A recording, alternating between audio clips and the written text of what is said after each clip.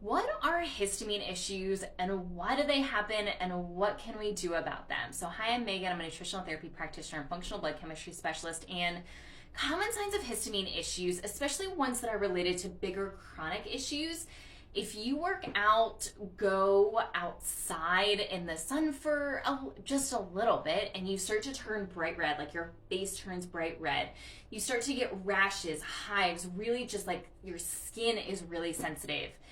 If you start eating and you notice you start to get congested when you start to eat, if you start to sneeze when you start to eat, sinus pressure, sinus headaches that are really common and just like never seem to kind of go away. If you have postnasal drip like all of the time, you've got a lot of mucus issues.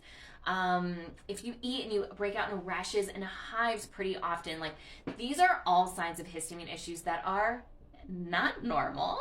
And it can be kind of, we fall into one of two categories here. One, we're producing too much histamine. The other is we're not being able to break down enough of that histamine that our body's not having the reaction. And often these two go hand in hand. And these are both symptoms. The question is why? Why is this happening? Well, gut issues can definitely be common here, especially parasite overgrowth issues. Mold is super common. Mold toxicity, mold illness, having mold in your body. One of the main symptoms of mold toxicity is some form of a histamine or mast cell response. And mast cell responses are a little bit different, but some histamine issues do fall into that mast cell category.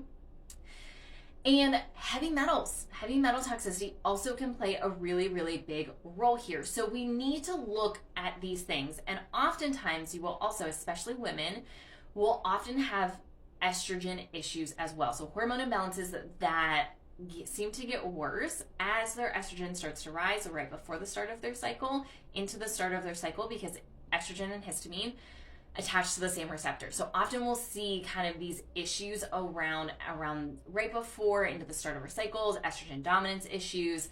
And so we have to address these bigger issues. So you can take things like a DAO supplement that will help break down histamine in your body.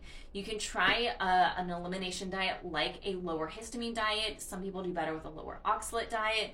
I will say from personal experience, those diets are not fun, and I do not recommend them long term, but they can help in the meantime until you're able to address the bigger issues. And if you address the bigger issues, then these things aren't an issue anymore. So if you need help in understanding more as to what's going on in your body and how to start supporting your body, book a free consult with us. We would love to help you dive deeper so you can understand why you're responding this way and how to not. There's a link in our bio to book.